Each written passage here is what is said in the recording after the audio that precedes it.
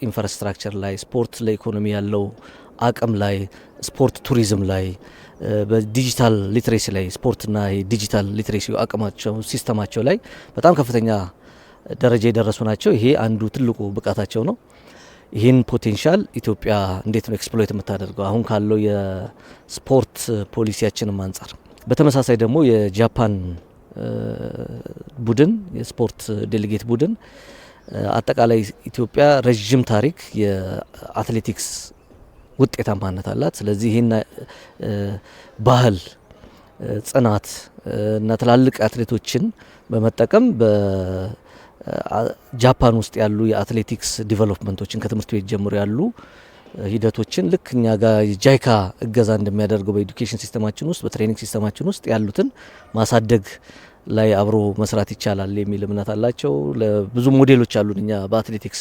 በተመሳሳይ እነዚህ ሞዴሎች እዛ ልምድ የሚያካፍሉበት መንገድ በኤዱኬሽናል ሲስተማቸው ውስጥ አብሮ የሚሄዱበት መንገድ የአትሌቶችን ውድድር እድል የማስፋት ለአትሌቶቻችን ኤክስቼንጅ ስታፍ ኤክስቼንጆችም ከባለሙያ ጋር ሆነው የሚዳብሩበትን ፐርፎርማንሳቸውን ሜጀር የሚያደርጉባቸው የፐርፎርማንስ ሜጀርመንቶችም አሉ በጣም ሳይንሳዊ ሆኑ። እነዚህም በተመለከተ አብሮ መስራት ይቻላል። ኢትዮጵያ በዓለም አትሌቲክስ የመሪነት ስፍራ እንዲኖራት ለማስቻል ዓለም አቀፍ ውድድሮችን ለማዘጋጀትና በአገሪቱ የሚገኙ የአትሌቲክስ ማሰልጠኛ ማዕከላትን ለማዘመን ከጃፓን ጋር ትብብር ለመስራት ቀጣይነት ያለው ውይይት እንደሚያደርጉም ጠቁመዋል። የጃፓን ካምፓኒ እንደ ሚዙኖ ያለ ድሮ መሰረት ደፋር ደራርቱም ሌሎችም በጣም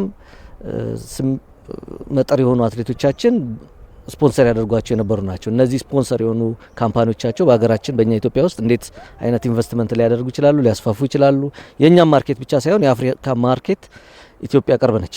የአፍሪካ ዋና ከተማ ከመሆኑ አንጻር የኢትዮጵያ ኤርላይንስ ዴስቲኔሽን እና የብዙ አፍሪካውያን ትራንዚት መስመር ከመሆኑ አንጻር ምርቶቻቸውን ሊያስተላልፉበት የሚችል እድል የሚፈጥር መሆኑን በመጥቀስ የኢትዮጵያንም አቅምም አሳይቶ የፓርትነርሺፕ የሁለትዮሽ ተጠቃሚነትን ያማከለ ውይይት ነው። ያንን ነው ለማሳየት በእኛ በኩል ተሞከረው።